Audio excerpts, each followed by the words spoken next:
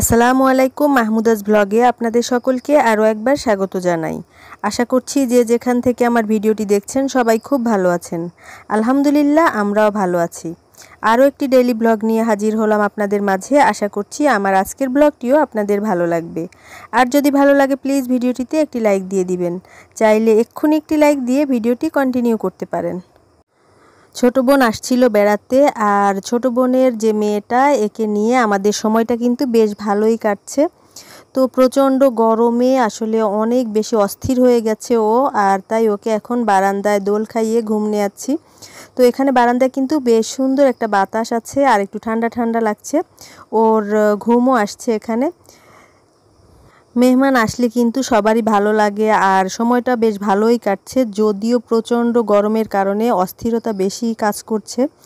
তো যাই হোক, মেহমান তো আর সবসময় আসে না, আর গরম হলে তারপরেও কিন্তু আমাদের সময়টা বেশ ভালোই কাটছে।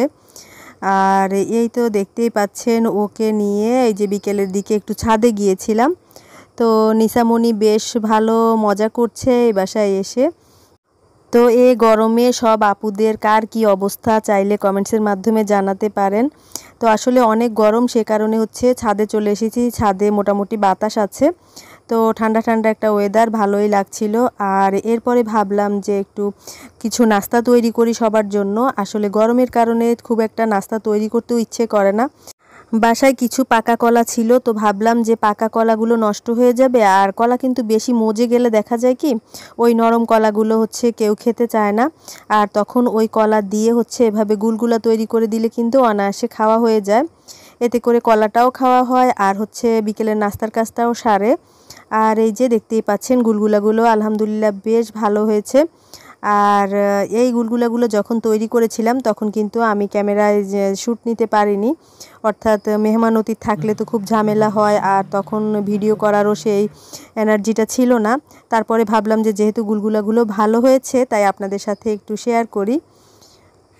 এদিকে আমাদের নিসামণি কিন্তু বেশ ফুরফুরা একটা মেজাজে আছে। তো ও এমনিতে কিন্তু খুব ঠান্ডা আর হচ্ছে হাসি খুশি একটা মেয়ে, খুব একটা জ্বালাতন করে না। তো যাই হোক, এই যে দেখতেই পাচ্ছেন এখন ওর আঙ্কেলের সাথে ও মোবাইলে কার্টুন দেখছে আর পাশাপাশি একটু মজা করছে, মাঝে মাঝে নাচছে। তো আমরা আবার ওর এই আনন্দগুলো দেখছি।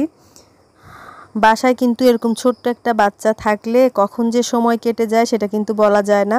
তো দেখা যায় কি আমাদের খাওয়ার টাইম বা রান্না বান্নার টাইমও কিন্তু এখন জাস্ট টাইমে করা হয় না। দেখা যায় কি যে বাচ্চাদেরকে নিয়েই সময় বেশি কাটানো হয় আর আনটাইমেই খাওয়া দাওয়া হচ্ছে।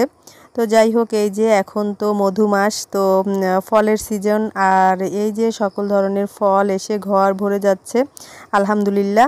তো এখানে লিচু, আম, পেয়ারা, আনারস এগুলো আনা হয়েছে। তো ভাবলাম যে সবাই মিলে কেটে খাই, আর সবাই মিলে এভাবে খাওয়ার মধ্যে কিন্তু বেশ আনন্দ রয়েছে। বরাবরের মতো আবারও বলছি, প্লিজ আপনি যদি আমার চ্যানেলে নতুন হন আর যদি চ্যানেলটিকে সাবস্ক্রাইব করে না থাকেন, চাইলে আমার চ্যানেলটিকে সাবস্ক্রাইব করে দিতে পারেন। আর পাশে থাকা বেল বাটনে প্রেস করে রাখতে পারেন, যাতে করে আমার দেওয়া সকল নতুন ভিডিওর নোটিফিকেশন পৌঁছে যায় আপনার মোবাইলে। আর আপনি যদি কাজটি অলরেডি করে থেকে থাকেন, আপনাকে অসংখ্য ধন্যবাদ। মাশাল্লাহ, লিচুগুলো বেশ মজা ছিল। আর লিচু তো আমার বরাবরের মতোই পছন্দ, বিশেষ করে বাচ্চারা কিন্তু লিচু খুব পছন্দ করে। আর কেন জানি না বাচ্চাদের খাবারগুলোই আমার বেশ পছন্দের। আর হচ্ছে এই যে আমগুলো আনা হয়েছে, এখন যেহেতু আমের প্রথম দিকে সিজন, তো আমগুলো কিন্তু খুব একটা মিষ্টি ছিল না। তারপরেও আলহামদুলিল্লাহ মেহমান আছে বাসায়, আর সবাই মিলে খাওয়া দাওয়ার মধ্যে একটা মজা আছে আর রহমত বরকত রয়েছে সবাই মিলে খাওয়ার মধ্যে। তো এটা ছিল রাতের দিকের ভিডিও, দেখতেই পাচ্ছেন আমরা সব কিছু নিয়ে একসাথে বসেছি আর সব জায়গা থেকেই ফলগুলো কেটে কেটে খাচ্ছি। আর এদিকে তো সবাই মিলে আপু, বড় আপু কাটছিল, আর সবাই মিলে হচ্ছে এমনভাবে কাড়াকাড়ি করে খাচ্ছিল যে আসলে একজন কাটছিল আর সবাই মিলে খাচ্ছে, তো বুঝতেই পারছেন। আর এভাবে খাওয়ার মধ্যেও কিন্তু একটা মজা আছে। তো প্লিজ এভাবে এলোমেলো খাওয়া দাওয়া দেখে কেউ কিছু মনে করবেন না। আর চাইলে কিন্তু সব কিছু গুছিয়ে একবারে খাওয়া যায়, তবে যেহেতু মানুষ বেশি, তো এভাবে খাওয়ার মধ্যেও কিন্তু একটা আনন্দ রয়েছে।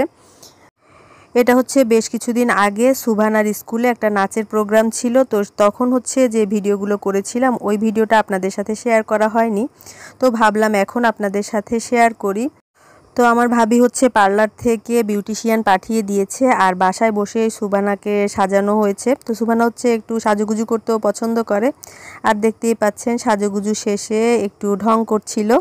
তো বলছিল ওর কয়েকটা পিক তুলে দিতে, তো হচ্ছে ওর পিকগুলো তুলছিলাম। আর সুবানার সাজটা কেমন হয়েছে সেটাও চাইলে কমেন্টস করে জানাতে পারেন। এটা হচ্ছে আমার ভাবির পার্লার থেকে বিউটিশিয়ান এসে সাজিয়ে দিয়েছে। তো আসলে ওর হাতে খুব বেশি সময় ছিল না, তো তাড়াতাড়ি করে যতটুকু পেরেছে ওভাবে হচ্ছে ওকে রেডি করিয়ে দিয়েছে। তো আমরা যেতে যেতে একটু দেরি হয়ে গিয়েছে, আর গিয়ে দেখলাম যে ছোট ছোট বাচ্চাদের অন্যান্য যে খেলার প্রোগ্রামগুলো ছিল সেগুলো তো শেষ হয়ে গিয়েছে। আর তারপরে হচ্ছে অভিভাবকদের জন্য একটা খেলা ছিল, সেটা হচ্ছে চেয়ার সিটিং। তো এই তো অভিভাবকদের পর্ব ছিল, তো সেখানে হচ্ছে অভিভাবকরা যেভাবে চেয়ার সিটিং খেলছিল, তো সেটাও হচ্ছে ভিডিও করতে একটু শ্যুট নিলাম। তো সবগুলো প্রোগ্রাম কিন্তু আমরা অ্যাটেন্ড করতে পারিনি, আর যা অ্যাটেন্ড করেছি সেগুলো কিন্তু আপনাদের সাথে সবগুলো আর শেয়ার করা হলো না। সব কিছু যদি শেয়ার করতে চাই তাহলে কিন্তু ভিডিওটা অনেক বেশি লেন্দি হয়ে যাবে। আর এই তো এরপরে হচ্ছে নাচের প্রোগ্রাম, আর নাচের প্রোগ্রামে কিন্তু অনেক বাচ্চারাই পার্টিসিপেট করেছিল। তো দেখতেই পাচ্ছেন সুবানাও খুব মজা নিয়ে নাচের প্রোগ্রামটা উপভোগ করছে। মাশাআল্লাহ, আমাদের সুবানার মোটামুটি সাহস রয়েছে, ও কিন্তু এ ধরনের অনুষ্ঠানে পার্টিসিপেট করতে একটুও ঘাবড়ায় না। তো ও খুব মজা নিয়েই সবার নাচগুলো উপভোগ করছে। তো আপনাদের সাথে আবারও বলছি, আপনাদের যদি আমার ভিডিওটির কোথাও কোনো অংশ এতটুকু ভালো লাগে প্লিজ ভিডিওটিতে একটি লাইক দিতে কিন্তু ভুলবেন না।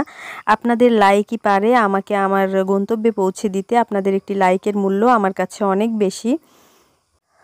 তো এখন হচ্ছে সুবানা আসবে। তো সুবানার নাচের যে আসলে যে মিউজিকটা বা যে গানটা বাজছিল সেই গানটা কিন্তু দিতে পারছি না। তো যার কারণ হচ্ছে এই গানের মিউজিকটা দিলে কপিরাইট চলে আসবে। আসলে গান ছাড়া তো নাচের ওই তালটা আসে না বা নাচটা ভালো লাগে না। তারপরেও করার কিছু নেই, যেভাবে আপনাদের সাথে শেয়ার করতে পারছি সেভাবেই শেয়ার করছি। আর সুবানা কিন্তু পার্টিসিপেট করার পরেও ও বলছিল যে আমারটা মনে হয় অতটা ভালো হয়নি, অন্যরাই মনে হয় প্রাইজটা পাবে। তবে মাশাআল্লাহ ফার্স্ট প্রাইজ কিন্তু সুবানাই পেয়েছিল।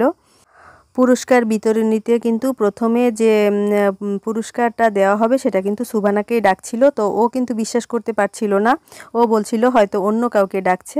পরে 2-3 বার ডাকার পরে ও গিয়ে ওর পুরস্কারটা আনে। তো বাচ্চাদের যে কোনো অর্জনটাই কিন্তু মনে হয় যে আমাদের নিজেদেরই অর্জন, তাই না? গল্প করতে করতে ভিডিওর একেবারেই শেষ প্রান্তে চলে এলাম। ঈমান এবং স্বাস্থ্যে সবাই খুব ভালো থাকবেন। আল্লাহ হাফেজ। আসসালামু আলাইকুম।